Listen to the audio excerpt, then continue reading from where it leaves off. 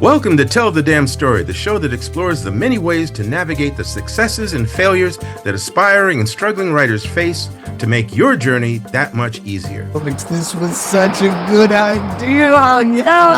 Hello, ladies and gentlemen, I'm Chris Ryan. That's Alex Simmons. You heard the intro, all the wonderful things we've done in our lives. We decided we deserved a vacation.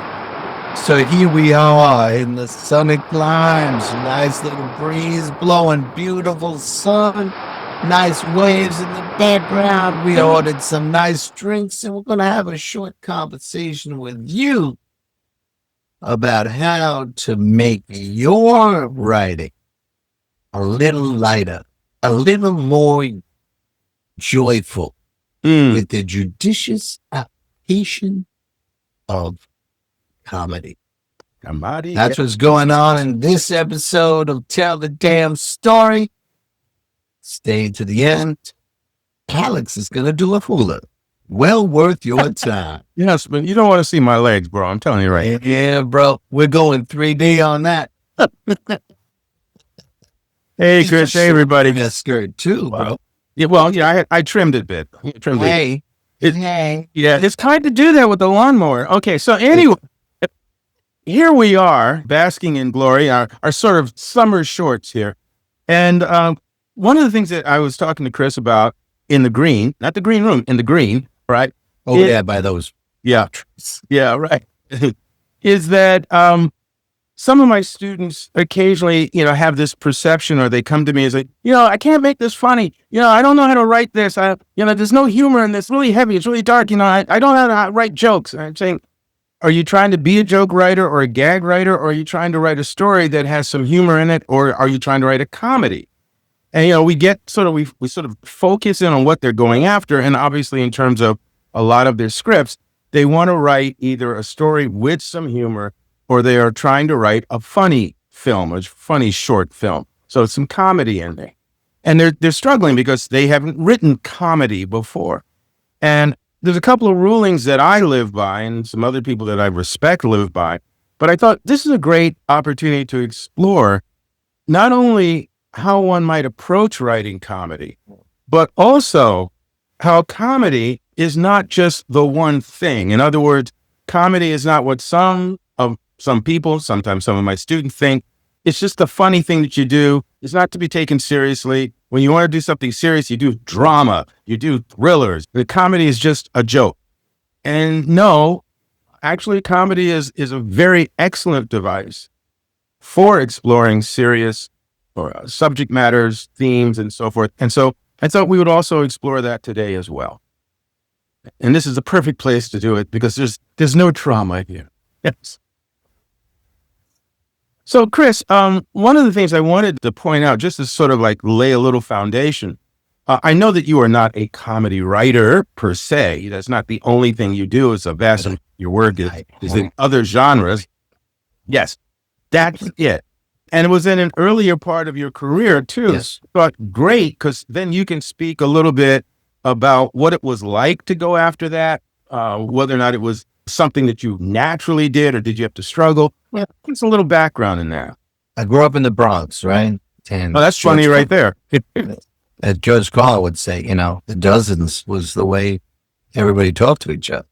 So we'd be hanging out behind the ball field or over by the heaters, just cracking on each other, ranking on each other, making jokes, between that and the study of comedy and that kind of stuff. And then as I read, seeing the effects of comedic characters or comedic moments on an overall piece, I started to learn the value of it. I was lucky enough to fall into or organically find my way into sketch writing with the late, great Rich Ramirez, who was a stand-up comedian that I covered for the Bronx Press View in my journalism days. Long story short, I wound up co-founding the South Soul comedy troupe with him and another great comic still with us, thank God, Herb Quinones. And then we got a troupe together. It was kind of a revolving door, but it was mostly about 6 or 7, as evenly divided between men and women as we could get, so we could fill the roles. At that time, and this ties into how to write, what we would do is come in with a premise, get it up on its feet, meaning, okay, a couple of people say, I got an idea to go with this. And then they would improv it while I took furious notes. Good example was, I'm sorry, I'm sure she's not listening, but if you're out there, I'm sorry, I forget the name at the moment, but there was a Troupe member, comedic actress, did a couple of commercials, did really well with commercials, that kind of stuff. And Herb were like oil and water, comedically. I don't know, personally, they seemed okay and all that, but on stage, they would always be completely opposed, great foils. And they were improv, and it was whatever one person said, the other was going up, and I just broke down, and then I raised my hand to get their attention and said, this has to be a blind date. That became the name of the sketch. But what we did was set up the blind date situation and just let them go for a long time. I wound up with 20 pages of notes and a recording. It would have been a half an hour sketch. And here's the valuable point for people who want to write comedy. We took that and boiled it down to about 8 minutes, which was really long for a sketch for us. And I think at one point we got it down maybe as close to 6 minutes as possible. But it was all cooking, because a lot of the other stuff, you really needed 2 sentences of blind date. Rich and another actress would be like, honey, I don't know about this blind date. That'll be fine. But I don't know if they're going to get together. Well, oh, here they are. That's all you needed. Everyone understood it was a blind date, and then we went on. So there's a couple of rules or a couple of pieces of advice. 1, write as much as you need to, but rewriting is the key with comedy. Get it down to efficient setups and punches, right?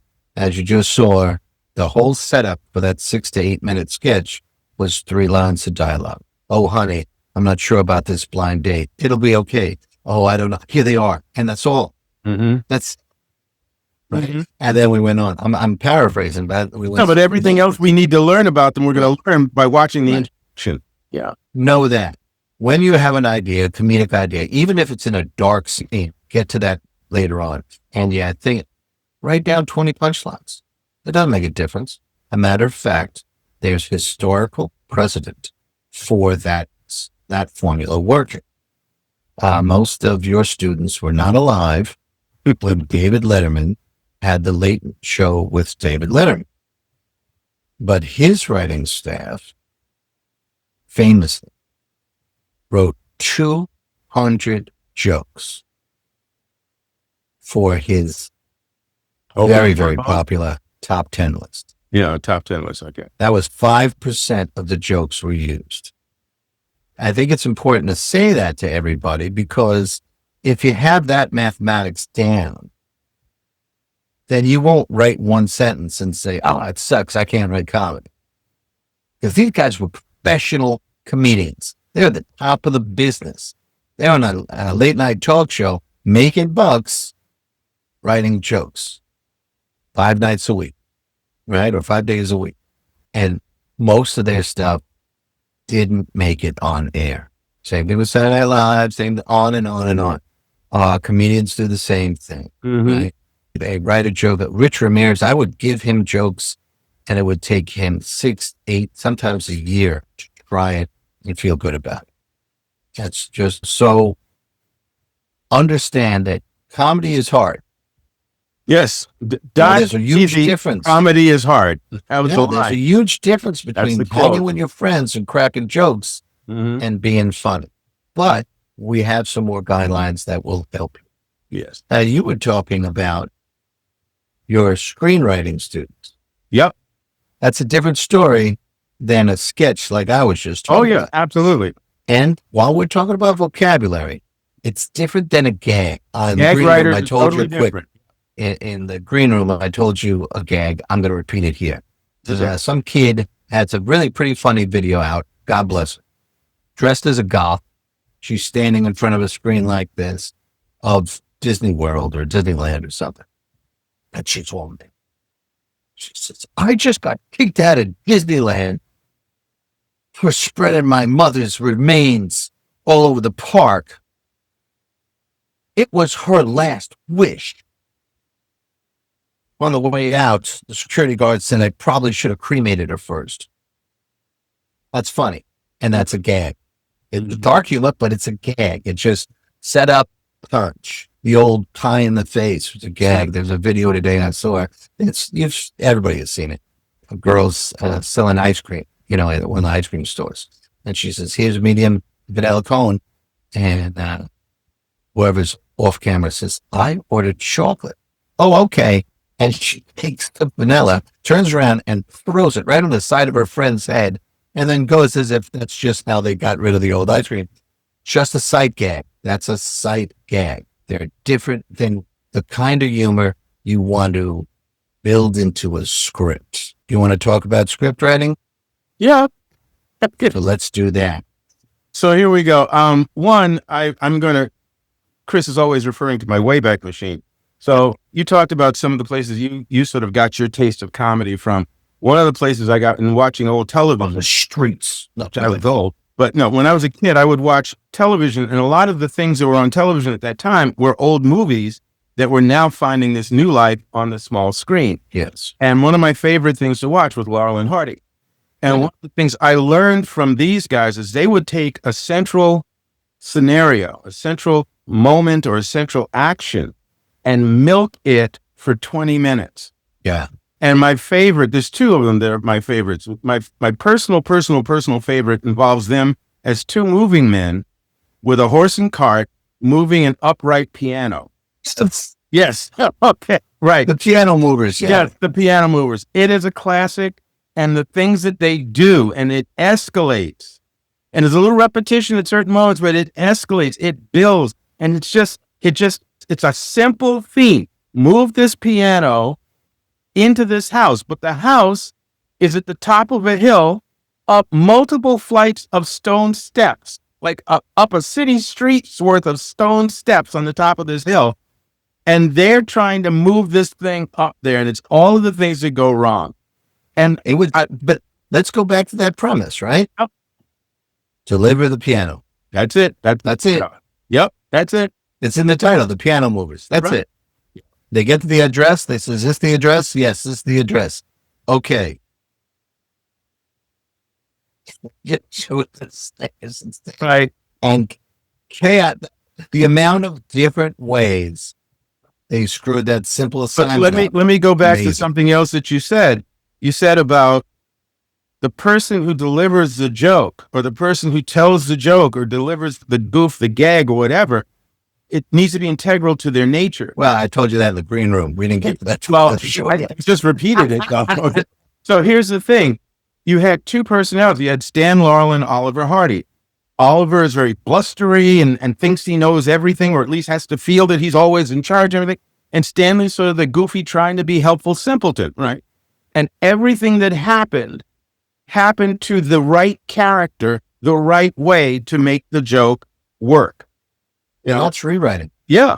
And knowing their character. Exactly. Right. And so you enjoyed it. Is the one in the hospital when he goes to visit Oliver, and Oliver's got his leg up in the cast, and he's in the bed, and it's the string of things that happen. What I learned from both of these films, but from a lot of their work, specifically, is how you can look at a circumstance, set up a circumstance, and then look at the number of ways it could go wrong. Yeah. And you can look at it as a number of ways it could go wrong seriously. But then you look at what would make that funny, or where's the humor in that? And you begin to work that angle. The absurdities begin to manifest themselves.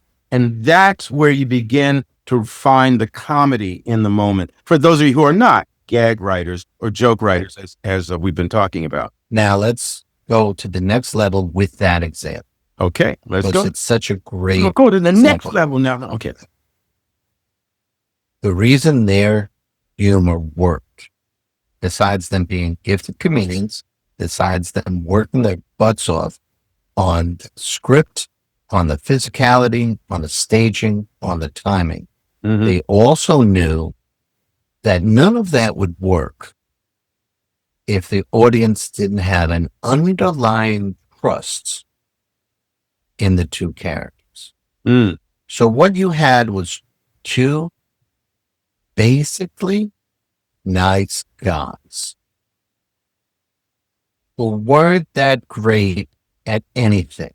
Exactly. What they meant, they weren't layabouts. They showed up in the piano movies to do an honest day's work. Everything they do is honestly to do their job, just to get this piano safely up into that house. That's it. Yeah. It's a great baseline character study for your students, for anyone out there, because they never do evil stuff. Now, Oliver Hardy gets angry and frustrated at Stan, but he's just angry and frustrated. He's not mean. He doesn't have ill intent. It's just getting frustrated with a buddy. And Stan Laurel always tries 100%, 110. do the right thing. And he just exceeds his grasp wondrously. And there's levels and levels and levels and levels of comedy that they do. The little marks, the timing, the hair, all those little things are character traits that pay off in the comedy. And for those, I'm sorry. And for those of you who are thinking, yeah, but that's some old stuff. Look at Dumb and Dumber. We're gonna update it. Yeah, look at Dumb and Dumber. Because that formula is still used today. Let's use some more modern examples. Well, again, we're going to bring it out of the 40s, come back in time. But as we're coming back, we'll take a blink at Dumb and Dumber, because I remember, again, students some years ago, when I was talking to them about Laurel and Hardy, showed them some footage, they were saying, oh, they stole that from Dumb and Dumber. And I went, whoa, wait a minute. And I said, when was this made? 1931. When was Dumb and Dumber made? Oh, Dumb and Dumber stole this. I said, well, it's not a matter of stealing, but yes, there's homage. We'll say homage. Right. Exactly. Yeah, I'm going to say homage to certain students. So the reality is that we grow, we take, we're influenced by, we build on, and these things happen. So coming forward in time, there's a number of shows, and this is going to take us into another realm, because we're talking about humor. Before we leave Dumb and Dumber, okay. Again, neither of them ever have ill intent. It's really hard for the villain to get laughs. You can laugh at it or her or them. Or it, yeah. But not with. Yeah. The basic good guys you laugh with. Exactly. Right? Dumb and Dumber, Laurel and Hardy, Abbott and Costello, Jay and Silent Bob. They're the same kind of duet team of bumbling, well-meaning idiots. Yeah. We have a fine tradition in America of well-meaning idiots. Those are the ones we love. The not so well-meaning idiots that go into politics. Yeah, right. But yeah. I was going to say that again. We can talk about humor, and we can talk about again, and I'll reiterate just to make sure the point isn't lost. Is that one of the approaches when you're not a gag writer, when you're not someone who just organically or have been trained to write jokes, when you're trying to write a story with humor, or you're trying to actually write a short story or a film with comedy as the basis of it, sometimes the easiest thing for you to do is to look at the circumstance and the situation and write that out first. Yeah. Work that out first. Then go back and find the humor in it. Now, I press that in particular with the area we're going to go into now, which is, and one of the lessons that I teach is humor in the darkness. And to me, that is how comedy has been utilized to explore or to speak about really serious, either social issues, personal issues, ailments, racial inequality, you name it, traumatic scenarios. Comedy has been an excellent place to explore those things. I use as one of my examples, Richard Pryor, and I'm going to do this very quickly. Richard Pryor, who you may or may not know the name, but either way, he was a very, very popular and successful comedian, but unfortunately he did a lot of drugs, in particular cocaine. He did something at one point called freebasing, which involved fire and cocaine, managed to set himself on fire, tremendously bad burns. He's in the hospital for quite a period of time. He recovered, came back to the stage, and there's a DVD you can get or rent or whatever. Probably it's on the streaming services. Richard Pryor live at the Sunset Strip. His opening number on that is talking about that whole freebasing and burning incident. And he tells the joke about being in the hospital wrapped in bandages just days or so after, and how this orderly kept coming in every day going, "Okay, Mr. Pryor, another week, you're going to be taking a bath, Mr. Pryor. Okay, Mr." And he's irritated by this jovial, overly happy, goofy guy who keeps coming in talking about taking a bath. Thinking, "God damn it, I'm taking a bath, right?" He says, I'm uncomfortable. I'm in pain. I'm wrapped in bandages." So he works us, he's got us laughing, and works up to the day that the orderly comes in and says, "Okay, this is the day we're going to take the bath, right?" And so, "Man, just get me to the tub," right? Takes him into this room, and he's still got us laughing about how this orderly is dealing with him as he slides him into this metal tub filled with this chemical bath. And he talks about the pain that hit him. Yeah. And the beauty of this, and this is why, again, this is one of those things that I think is an excellent example of what comedy can do. We were all, the audience was so open and laughing and just having a great time with this shit. Yeah, we knew he'd been burned. He just told us that. We read it in the newspaper. We'd seen film footage. Okay, we got that. No, he's being slit into his top. This is so funny that this goofy guy. Then he slips into reality. The reality of the damage he'd done to his body and the pain he was at that moment suffering. And we couldn't backpedal out of it. Yeah. We were there. It got us. Now, to his credit, he got us there. It stuck. Like we went, damn. And then, like the professional he is, through humor, he brought us out of it. Yeah. But we didn't forget. And that's why comedy is such an excellent tool, or one of the reasons it's such an excellent tool for dealing with serious subjects. Two things about Richard. One, from Live at Sunset Strip, he does take us out of that. He does take us on journeys through Africa, through all these different things, to Mudbone, one of his famous characters. Now, the thing that might spark their interest is that Richard Pryor was not a joke teller. He was a storyteller. Yep. It's a different kind of comedy. You know, you can watch a million set-up punch comedians. This guy is a master storyteller. So he does this whole special, and he had taken us, made a bunch of jokes about himself, set himself on fire, and then he took us to the depths of pain and took us back out and all that stuff. And at the end of the show, the very last thing he's telling us, he says he's thanking everybody, and it's like the show is over. And he puts a cigarette in his mouth, and he's talking, and he's looking, gets a pack of matches out, and he's saying, yeah, you know, you guys are with me now, but he says, so I heard what you guys were saying. It's the match. It goes up high. He says, yeah, what's this? Said Richard Pryor running down the street, which was the jokes that we were making. And he nailed everybody after making them feel his pain so that they would feel the guilt. He was a master at that. He was so well known. This is the second point I'm going to make. There's a video where, who's the guy on America's Got Talent? Al. You got me. I don't watch it. Yeah, he used to be a comedian. Now he does this judge. He's bald now. I forget what's the name is. But he's telling, it'll come to me in a couple of months. Oh. Was he also on Whose Line Is It Anyway? Probably. Okay, keep going. Yeah. So he says he was in the club one night when Richard Pryor came in. And here was the standing rule in LA comedy clubs. If Richard Pryor came in, if Robin Williams came in, you give him the stage. You know, I was waiting to go on in a New York comic strip one time, and Stephen Wright came in. They said, "We're going to bump you." I stood backstage and watched the master do. You know, So wait, Terry Crews. No, not Terry Crews. That's the black guy. This is the white guy. Okay, go ahead. Go. Shorter guy. Yeah. I'll find him. Howie Mandel. Howie Mandel's telling this story. And he says, you know, everyone's, Richard Pryor's coming. And Pryor comes out on stage. And they're ready for Mudbone, all this hilarity.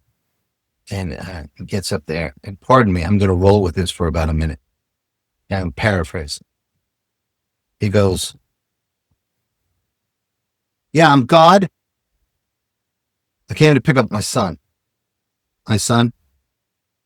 I want where's my son? Where's my, you did what? To my son? I got to talk to somebody about this. Where's Martin? I want to talk, you what? Malcolm, give me, how about one of the Kennedy brothers? What, you what? You're on your own." And he left the stage. Holy cow. It was like the biggest mind-blowing, non-joke bit. And it just flattened everybody because there was truth to it. Mm-hmm. And he shook everyone up about, this is what we're allowing in this society. This is pretty current too.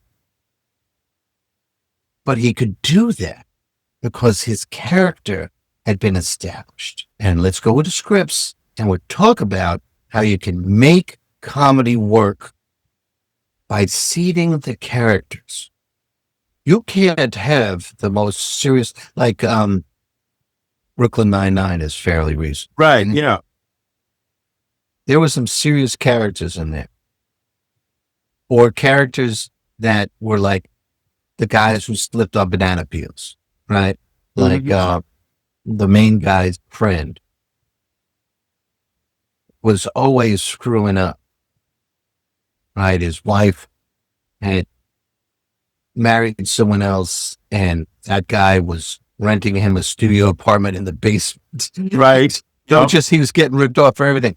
He couldn't do the jokes that the star did. Or that the commander, who was very straight and took all the jokes, but then he missed stuff. Again, you have with Brooklyn Nine-Nine, you had this comedy. You're right. You had this comedy backdrop, but they dealt with racism. They dealt with police brutality, and they dealt with because the commander was gay. Let's get there in a minute. Well, I'm just trying to keep it going there. But what I'm saying here is that they knew their lanes. Mm-hmm. Each character was extremely well set up. There was the Latina who was overtly serious, right? There was the do-gooder and climber, right? Mm-hmm. They didn't carry a lot of the comedy, but the situations would be funny that they would find themselves, right? Situational comedy. The star cracked jokes all the time. That's right. Right? Who was the big guy? Terry Crews. Yeah. Wasn't a punchline guy, but his frustration of the things he was trying to do would create comedy. So you had situational comedy in that show, straight up punchline comedy. You had character comedy. You know, the commander, yes, he was gay. He was also very serious. And over the years of the show, you got to understand why he was that serious, because he came into the department and his career was going on where at a time when being gay in the police department, this was NYPD, would end your career. That's right. And then he went through when it became there was more gay rights and that kind of thing. And he wound up, because he was black, because he was gay, having remained more professional than anyone else, and it made that great social comment. Mhm. You got to be twice as good, three times as good as the white guy to get half the promotion or Exactly. whatever the paradigm is. And they never said that, but they said that's behavioral comedy. There's the point of how comedy, again, coming back to the original thrust, is how comedy is so flexible and how comedy can sometimes buffer the delivery of difficult news, information, or subject matter, or sometimes can set it up so that once it comes out there, you're caught off guard and therefore you're open to hearing the truth.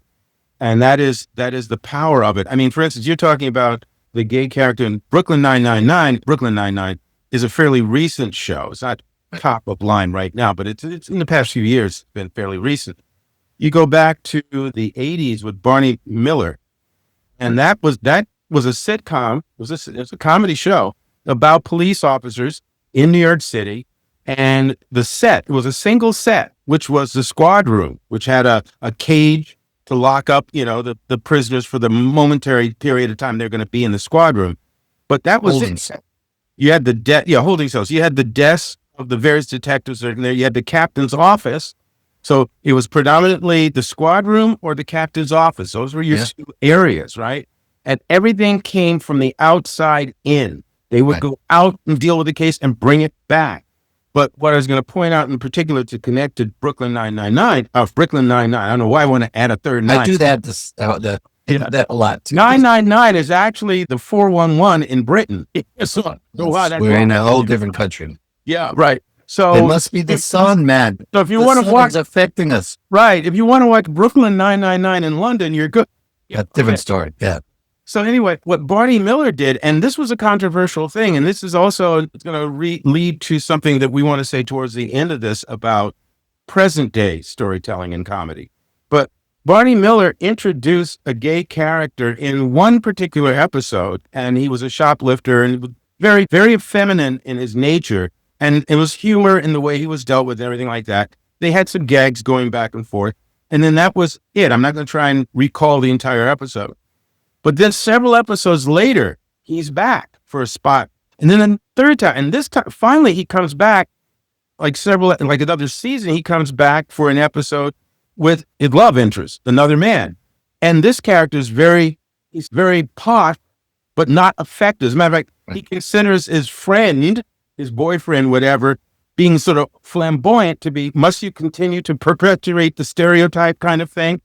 But again, this couple now, and they wind up getting stuck in the precinct overnight because of a potential epidemic, right? And so Wojciechowicz was one of the detectives who's, very Polish, and he was a Vietnam vet. More brute, an ex-Vietnam vet. He's like totally uncomfortable because these gay guys. He's not angry. He's not hateful. He's just hasn't processed. Yeah. Right. And Harris and Inspector Luger, who keeps saying, maybe you guys don't understand what it is that you do. And he's, oh no, we understand. Right. So it's all of these wonderful characters stuffed into this. Now, we're laughing at these episodes. We're laughing at the humanity and the humor, all really blended very well together. But what we didn't know is behind the scenes, the producers had to battle, bring those characters back more than once, and then to handle them as human beings who happen to be gay, right? That was it. They were not, being gay was not, oh, here are these two clowns and they're funny because they're gay. Here are these two people who are funny along with the rest of us, and here's where their character and their nature comes through. But at the same time, we are dealing with how society looks at homosexuality and how we condemn or belittle or whatever. So this is the beauty of taking that risk to talk about things that are important on whatever level, but doing it through humor, where once again, we are having fun. So it's funny, you got us laughing, we're relaxed for a moment. Then here comes this thing. Oh man, I hadn't thought of it that way. Or again, we're laughing, and suddenly there's that solid truth, and you have to look at it because it's right in front of your face and you didn't see it coming, so you couldn't duck it. And I think, go ahead. I was just going to say that I think that's a powerful, powerful tool that has been continually utilized up to this day. You were going to say. And again, one of the keys to that particular writing was well-established characters. Exactly. You could get a joke out of Wojciechowicz dealing with one or two gay people and being very uncomfortable with it. Because Wojciechowicz was uncomfortable with almost everything, but he was a Marine. I think he was a Marine. Yeah, he's an ex-Marine. Yeah. Right. Well, he's never an ex-Marine. Yeah. Right. So he's a Marine, and he liked doing cop stuff, and maybe like peanut butter and jelly sandwich. It was just a very simple baseball. Hadn't been enlightened. Across the room was a very urbane black detective, Harris, who would be able to deal with what was then called alternate lifestyles. And he was a writer too. He wrote the first novel, Blood on the Badge. Yes. Yeah. So he would be able to deal with it. Now, between them was an older character played by Aiden Vigoda called Fish. And his was, I'd seen everything, and I probably would prefer Nat. Right? It was just, or let me go to the bathroom yet again. To the bathroom. Right? Or you had the Asian guy who, they didn't play him. Yamana, he was Japanese. I'm sorry. Yamana, yeah. They didn't really play him as overtly Japanese. No, they played him as a city guy. He liked the ponies. He liked the reading the sports section. And he would go out on a call if Bonnie told him, you got to go with Fish or something. But he was never the first one out the door, right? Yeah. And this was just, not that he was lazy. He was just, no. I've done that. This, I'm in my 18th year or my 22nd year out of a 25-year career. I don't need to be running out first, that kind of guy. But they were able to use those perspectives and mine them for the situational comedy. Mm-hmm. There was, if we have time for one other example from that show, there's a time when a neighborhood person, to thank them, brought in the tray of brownies. What no one realized until after they had eaten them was that these brownies were laced with hash. Harris was like, yeah, I can deal with it. Wojciechowicz, you got hash in it, How do you know that? Because of how I feel. I've done research. Yeah, right. Wojciechowicz was, kind of what the hell. Yeah. But Yamana and Fish were particularly fantastic in this episode. Yamana is chewing and getting really high and going, but they go out on a call. Yeah, they come back. Mushy. That's right. No, Wojciechowicz goes out on a call with Fish, and Wojciechowicz comes back in this childlike wonder. Oh, Bonnie, you should have thought Fish. I never seen him like this. He was chased the guy. Fish can barely walk. He says he ran, and the guy jumped across the gap in the roof, and Fish jumped after him, got him, tackled him, got the arrest. Yeah. And Fish comes in, and he's like, I just feel good today. And Barney goes, Fish, I got to tell you, those brownies you guys ate before, they were laced with hash. You're high. And the great line from Fish, he always looks so. Yeah. Said, best I've felt in 20 years, and it's got to be illegal. And again, it was about rethink. Yeah. Now, weed materials are legal. Yep. Back then, these guys could have gone to prison technically for eating these hash brownies, but it was an honest mistake. So again, when you're writing, you got to write your characters. All right. Can we go to a movie? Yes, we can. And we should also mention, just quickly, while you're laying out the movie, Blackish and a number of other present day shows also work on the same thematic level. There's humor built into the characters and the situation in the world. There's humor there, but they are not afraid to deal with hard subjects, with serious subjects and so forth. Yes. So just understand that this pattern, this methodology holds true today. Right. So I'm going to give you another rule for your writing. This comes from John Cleese, and then I'm going to go to a movie as an example of that rule. John Cleese is always very adamant.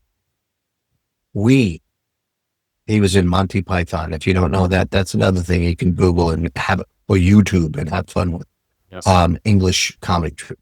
But in talking about the comedy, he would say, it's not for our amusement.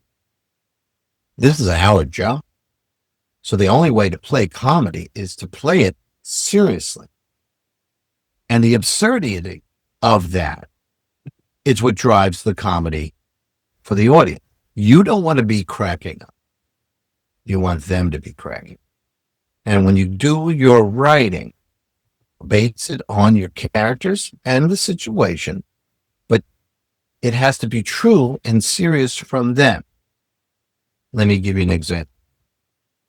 The Pope of Greenwich Village, right? Late 70s, maybe 80s.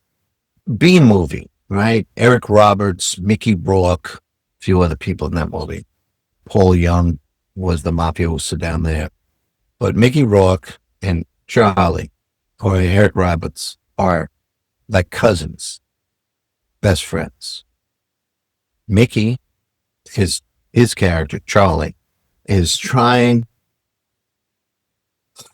to make enough money so he can buy his own restaurant that he has gone and he has done recon on 20 times already. It's up in Rockland County or, somewhere outside the city. That's his ticket out. And he's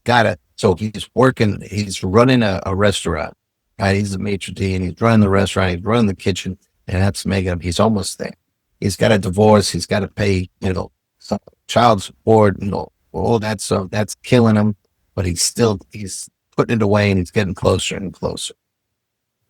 And he hired his cousin, Eric Roberts, who is an idiot. He's a know-it-all. That's a great idiot to write. Someone who thinks he knows everything.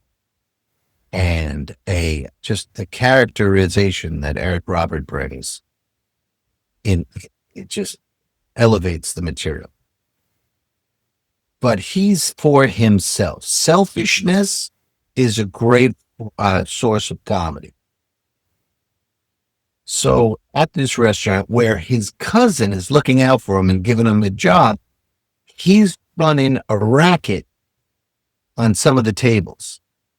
Duping, meaning fake orders. So there's 2, 3, 4 extra steaks on a table that those guys aren't paying for. So he gets more of a tip for himself. They get busted. And Mickey Rourke's character, Charlie, gets fired because he hired his cousin, Eric, and Eric ripped off the restaurant. And Mickey, the two of them are outside. Mickey's tearing into him. And he notices he has these nice shirts with cufflinks. Again, it's about the presentation for Mickey. And it's ruined. It's like, oh my God, look at this. Even ruined my shirt. And Eric Roberts, after this tirade of so much tension, he noticed, Mickey Rourke notices the screwed up shirt, gets mad at that.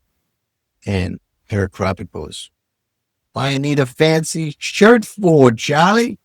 You ain't got no job to wear it to." Explosion. Atom bomb from Charlie. Yeah, why? Why? What are you? And you got a punchline, but you also got added frustration, added misery because he's stuck with this guy. That's character. That's built into the character, and it sets up the wilder things that happen later in the movie. And the entire movie is about this blood loyalty between the two, no matter how absurd it gets. So you have a realistic through line, you have a ridiculous, unrealistic character. But as long as Mickey Rourke stays serious, and as long as Eric Roberts says the ridiculous stuff seriously, the story moves smoothly. The humor is peppered throughout, and the audience gets to have the laugh. Let me piggyback on the selfishness there. Very good, by the way. let me piggyback on the selfishness. One of the episodes and examples that I showed my students in screenwriting class is an old television series called Family Ties. Michael J. Fox, that was his sort of coming out, not coming out as gay, coming out as, That's his big his breakout series. And that was what America discovered Michael J. Fox through Family Ties. And I think it was in the 4th season of that show when he got the role in Back to the Future. And so that just took him up to that next level. But bottom line, he plays Alex Keaton. He plays the college-age son of a mother and father who were hippies when they were young. So they're very mellow, good people, nice people. They have a nice little house. And works for public television. Right. And they've got 2 daughters and a little boy who's like maybe 3 years old. And then there's Michael J. Fox, who's college age. And so he is, out of all of the people in the family, he's the Republican. He loves the stock market. He loves Richard Nixon. This is taking place in the late 80s. So he's a big fan of Richard Nixon, even when he's getting impeached. He was misunderstood. Yeah, right. It's totally, that's who he is. And he's very self-absorbed, right? He thinks he's really great. Not like, oh yeah, I'm so great. It's like, I'm really marvelous. How can you argue with this? He's lovable, but totally self-centered. So there's this episode in season 5. It's episode 23, 24. It's a 2-parter. It opens up, and I'm going to spoil it, but if you haven't seen it by now, too bad. It opens up with the family coming back from a funeral, and it's Michael J. Fox's, his character name is Alex. Alex's best friend had died in a car crash, and they just came back from the funeral. And Alex is like, hey, wasn't that a great funeral? People showed up. That's really important. And everybody else is, okay, and they're throwing these, the family is sort of centered in, the boy was 21 and Alex is going, but hey, what can I tell you? How about my eulogy? Wasn't my eulogy great? And he's doing all this, and we can see he's trying to cope with the fact that he's totally uncomfortable. He does not know what to do. So he's constantly moving around the room. It's happening in the kitchen. He's up now. And at one point he says, I was supposed to be in the car with him? Yeah. He called me. He said, look, my brother needs help moving a piano. Would you come with me? 15 minutes out of your life. He said, and I didn't go. You know why I didn't go? Because I couldn't be bothered. Because I had other things. Because I was selfish. Selfishness saved my life. I knew it would come in handy. And this is the way they're dealing with it. And it's, you got a little bit of a laugh track. You got some cracking more jokes and things like that. And as the episode progresses, he starts to see his old buddy. It's like this ghost is visiting him. That's what in his head, he's starting to see this. And the family's getting concerned about him. And he has an emotional, before the end of that first episode, he has this emotional breakdown where he's saying, why am I still alive? Yeah. The only reason I'm here is because I was so self-centered and so small that I couldn't go with my friend. I should have been in that car with him. And even as the ghost character was talking to me, he said, yeah, but if you were with me, you'd be dead too. He said, well, I should be. So the breakdown comes and the parents are hugging and saying, we're going to get you help. We're going to get you help. Cuts out. Now, again, this is the days in the 80s. And even now you can see it on Pluto TV. They're commercials. So there's a commercial break. And then when we come back, Michael J. is sitting in one of those plush, easy chairs, I guess you'd call it, the studs in the leather. And there's a window frame hanging behind him. But it's totally black on the other side of that window. And it's totally black on either side of that window frame. And we can tell that's not because there's a wall that's black. And it's holding on this shot of him. And as we slowly pull back as he starts talking, we realize it's like he's on a stage, a black box theater kind of thing, where he's talking to a therapist. And we never see the therapist. We only hear the therapist's voice. And when he starts talking and he starts to remember a moment with his mother when he was 7, he gets up, and to the left, upstage right, the light comes up, overhead light comes up, and there's his mom by a refrigerator and a couple of other things that suggest a kitchen, and he walks over. So the whole rest of that episode is done like it's on a black box theater stage. And that's his therapy session. And part 2 is a continuation of that therapy session. And in those moments, he has a moment with his mother, he has a moment with his neighbor and his friend, he has a moment with his sister. There's humor laced all in it. There's chuckles and guffaws in there, but he is dealing with the fact that he feels that he shouldn't be here anymore because he let his friend down. And it's just a great episode. And you said selfish, so that was one of the things that keyed into that. Okay. It's a great episode. I profess my belief that yes, horror is a very flexible medium or genre, and you can do a lot of different types of things with horror. But I also feel that comedy, by the very nature of the fact that for most people, it seems you go in simply expecting to be entertained and laugh.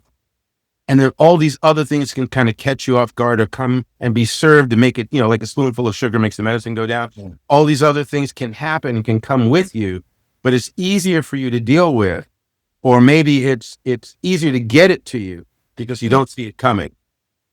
I want to suggest an exercise for people who are writing and they want to get into, well, how does that work?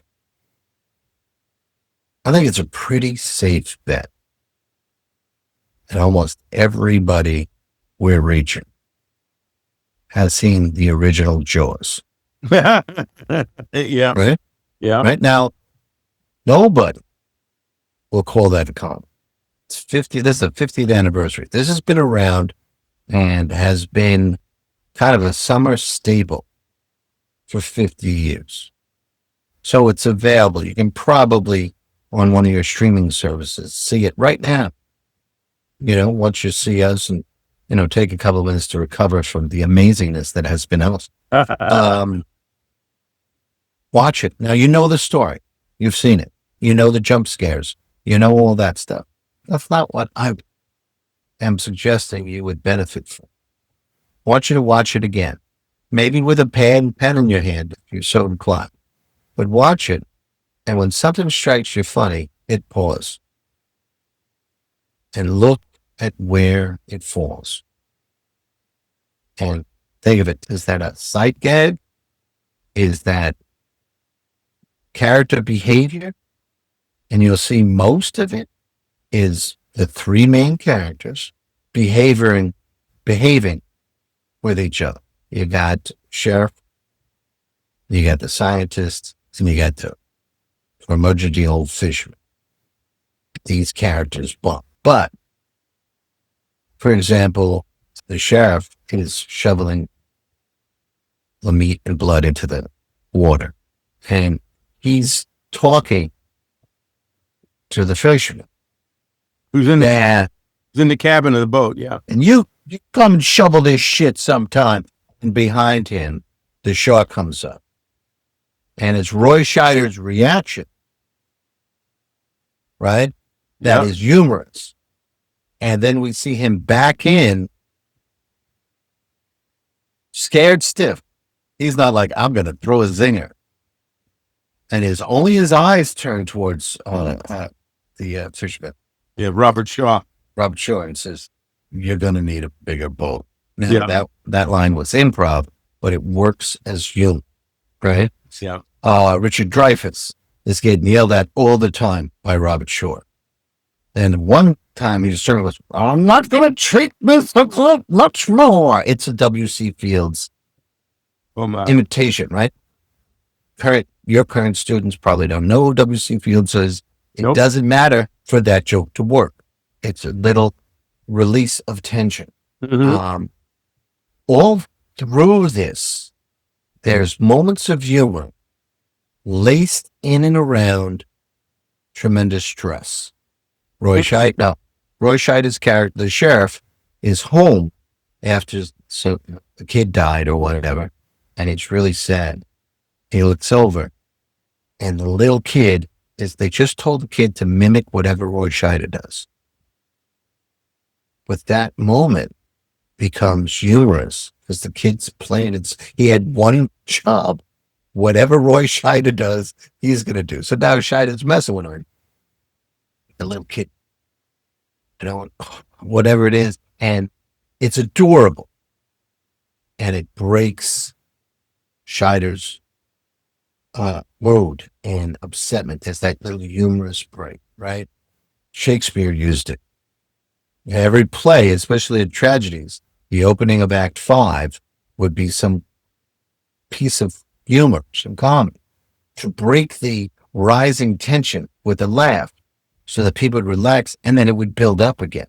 Humor is not only funny, but it's an integral part of successful storytelling because it works to relieve the tension that you are building so that you can keep going. If you don't have that, it doesn't keep going like this. It shatters and people get knocked out of the story. That's why humor is laced throughout even the most serious of stories to help audiences go up and down with their tension so they don't get to a point where it breaks under its own pressure. I want to say, I want to say two things. One is going to be a little bit of a bullet pointed grocery list because we're coming towards the end of the episode. But the other thing I want to say is not everyone finds the same thing funny. True. You know, it could be the particular type of delivery. It could be the type of show. It could be the type of film. It could be just one person's raised in a different culture or has a different sensibility, and this particular humor doesn't work for them. It is important, though, that as you, as a creative, are looking at how do I use humor in my work, if that's your goal, right, is look at what works with humor, whether it makes you laugh 100% or not. If something is successful, look at it. Look at and identify what elements in this made this work. And then you can go and say, okay, I'm writing this kind of material. How can I apply any of this structure to help? And the next thing, so you were saying, look at what works. Yep. And ask yourself how it works. Exactly. Yeah. Exactly. Okay. So that's one. The other thing is I'm going to sort of piggyback off of something that Chris has said a couple of times during this. It is very important, yet again, that it comes from the character. That character, his or her or their actions, their personalities are key. Understanding those are key to creating humor or jokes that are going to land, to use that term, with your audience, going to work with your audience. And so please, again, get to know your characters. Chris and I have said this for 1,000 times, and we continue to for another 370 episodes, is character is key. It is so prominently important. So that's two there. Go ahead, Chris. The humor, one more. Yeah. The humor will work if it's organic to the character. But if it doesn't sound like something that character would say, no matter how well it's delivered, it won't work. Exactly. Know your characters. And Chris tells a Buffy story that I'm not going to tell right now, but he can tell it at some other point. The Buffy story that definitely ties into the right lines for the right character. You just can't switch them back and forth just out of convenience or inconvenience. Right. The line of that was the guy who was running the show said, I knew he wasn't going to let it go. Well, he said, you switched. Now they would have to go check an episode or come back next time. No, it doesn't even matter. Yeah. It doesn't matter what example, what episode it was. It was the guy who was running the show said, you switched that line. That was a line for this character. That's how well you have to know your characters so that if you throw a line in and it doesn't sound right, you'll know who should have said. That's just working your characters. Ask questions about your characters. Get to know them. Take them to lunch. I did a quick list composite here just so that I could roll this out very quickly and say things like, okay, whether or not you know the shows or not, it's not really important so much as to understand that so many different shows found a way to deal with a serious issue or a scary or traumatic issue, even though they're a comedy show or a comedic show. So the Scrubs, which again, doctors working in a hospital, that's the backdrop of that. And one of the, and again, a comedy series, but one of the serious scenarios is how does a doctor deal with death? Not something that's, a person came in, they died, but someone who's refusing treatment because they prefer to let life just run out because they don't want to go through the treatment. They don't want to be held on or whatever. And how do I let go? Especially if I like this person, how do I let them just leave? How do I deal with that? So that was an episode of Scrubs. In an episode of Blackish, again, you got family dynamics, you got work environment dynamics, you got a lot of humor and things going on in the various episodes, but they do not stray away from dealing with racial issues. And one of them had to do with the lead character's children being in a situation with a cop, and it could have gone seriously wrong. And he's trying to explain to his coworkers who are white why that's a scenario that was scary. And then his wife is putting it on him. You don't want our kids to grow up afraid. He says, I don't want them to be afraid, but I need to have them know what the world is really like out there. So that's something that they dealt with in that particular show. I'm going to do two more. This is going to come out of left field because it threw me when I read it. But then I remembered as a younger person, much younger person, I remember this episode. It was an episode of Sesame Street. Okay. The original cast, it was an older man who owned a shop on the street. His name is Mr. Hooper. And he was at the show for, quite a bit of time. But then the actual actor died. And this is a children's show. It's a little kid's show, right? You teach them how to do numbers, teach them how to, their alphabets, teach them how to count, all this kind of stuff. And Big Bird wants to go see Mr. Hooper. And Maria, one of the characters, human characters on the show, is saying, but Big Bird, do you remember we told you Mr. Hooper died? So the character died. The real actor died, but then within the episode, they dealt with the fact that when somebody dies, when they go on, you can't see them. And it was an episode that tried to help children understand that whether it's with another human being or with your pets, that this is something that can happen. There's abuse in a series that was a family show, which was very strange. Will Prince, Fresh Prince of Bel-Air, they had to deal with, again, police brutality. And one more, I'm just going to give you, Father episodes are also good for that. Excuse me? The Father episode. Yes. When he's talking about, that's also a good one. Right. And there was the episode of Glee, which I don't know how many people remember that series, but it's a situation where one of the lead characters has to come out to his father, who's a sort of a blue collar kind of guy, that he's gay. And the father is fearful of his father's reaction. Will you continue to accept me? So once again, you can just really look at the potential of good storytelling. And if you are doing a dramatic piece, I'm going to just fold that list down. If you're doing a dramatic piece, fine. If you want to have a little bit of a humorous moment or something in there, like I think Chris and I talked about, sometimes in war movies, the shells are bombing, or the bullets are flying and the soldier cracks a joke, that's some sort of release of tension in a way to help me deal with the fact that death is all around me. But then also, if you're doing a comedy, okay, we've talked about it. You want to know your characters. You want to set up that world in such a way that, okay, this is a humorous scenario. But then what is the theme that you're dealing with? What is the topic? What is it that you want to explore? Do you want to reveal something? Do you want us to get us thinking about it? Do you want us to give us an answer to whatever it is? And then how can these characters go through that scenario? This is the first thing that I tend to say, and we said this at the beginning of the episode. Write the situation first. Get that out. Then you can go back and find the humor in those moments. Yeah. If you're a gag writer, that may be a different approach, but most assuredly, as a writer who isn't quote unquote a comedy writer or a gag writer or a joke writer, write out the situation first. Get a rough, messy draft of that. As Chris says, let it suck. But then as you start to go back in the rewrites, in the revisions, in the rereads, you can start to find the humor in those moments. What were you going to say, Chris? We have that. Even if they start with bullet points and then build it into sentences and then build it to the scene, that's fine. When you get to the humor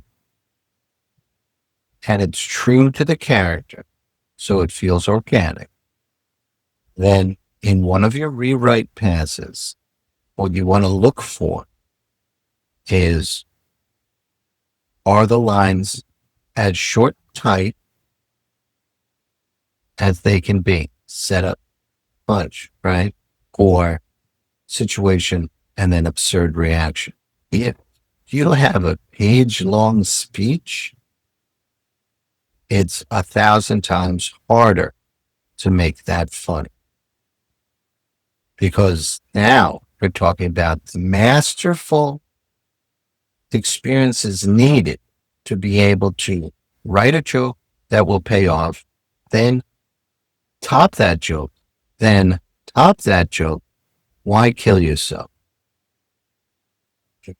When you're starting out or when you're first trying this, your number one thing is to serve the story, serve the scene, keep the characters organic, and then remember that you probably will have to rewrite the punchline or the humor line or the humor reaction, whatever it is, a couple of times to get it right. Shorter, punchier is better than longer. There's no, if you're putting commas in there, that line is too long. It's simple. Simple is going to be better. Less is more. So one more thing, I keep saying that, one more thing. Another thing is there's a comedian that you and I have both appreciated some of his clips and things. I haven't seen him. I haven't seen his whole routines online or anything like that. But his name is Josh Johnson. Yes. And Josh does, every now and then he does this really cool thing that ties back into what you were talking about, a whole paragraph and all that kind of. He has a way of telling the story, and it has, you know, a little light, lilting, funny, humorous remark here and there. But he will go through this story. He'll have his chuckle or snicker a little bit, right, and then deliver the punchline that almost feels like, why didn't I see that coming? That's the turn, right? Yeah, and it's comedy is two things. It's a fact and then a wild turn one way or the other, or an enormous exaggeration. Yeah. And he does that really well. Yeah, he does. He does it so well. And I think that's another thing that if you want to, you can find him on YouTube. You can find a lot of clips on YouTube. It's amazing how much stuff he is putting out this year. Yeah. It's almost every day. There's some at least 4 or 5 minute clip that is from the show the night before or 2 nights ago. And part of it is to force himself to be a better, quicker, stronger writer. He incorporates current events, discusses them, but it's developing his persona of wanting to talk to you. That's what he does on stage, wanting to talk to you.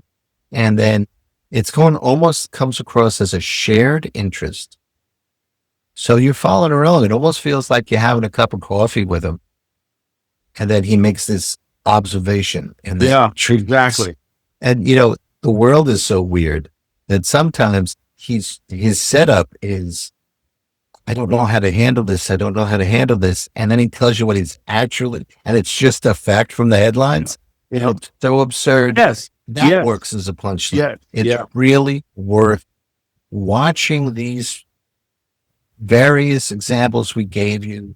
Ghostbusters is another one because you have 4 or 5 different comedic characters taking ghosts seriously in New York City. I think it's fascinating. In the animated world or animation world is BoJack Horseman, which I don't really know that show too well. Yeah, I've caught an episode or two, but I've heard a number of people talk about the fact that one of the things that the character is dealing with is the price of fame, then there's alcoholism, and at times depression. Yeah. So once again, you know, there's an audience there's an audience for a lot of things that we can talk about because stories are stories. Right. Whether we're telling stories, you know, just straight, or we're telling it for dramatic purposes, or as we're talking today, we're talking about humor. So I think, again, if you can tell a good story and you can find the humor in it or build it in there, then there's an audience for it, whatever the topic is. And there's plenty of reference to look at how it's done and then find how you would do it. So tell humor to tell your own damn funny story. There you go, ladies and gents. You knew it was coming. You're waiting on an episode. You're saying, how are we going to get there? Alex Simmons took you home, baby. Chris, what should they do now that they're home? Well, now that you're home, you've had this beautiful vacation. You've learned a little bit about comedic writing. That's a dip. Get some cool waves, this righteous sunlight. The least you can do is hit like and subscribe. Come on, we took you on vacation. On educational vacation. You notice the Mai Tais never came. Yeah, well, we should have paid the bill last night. Oh, all right. I'll go take care of that now. Take care, everybody. Peace, everybody.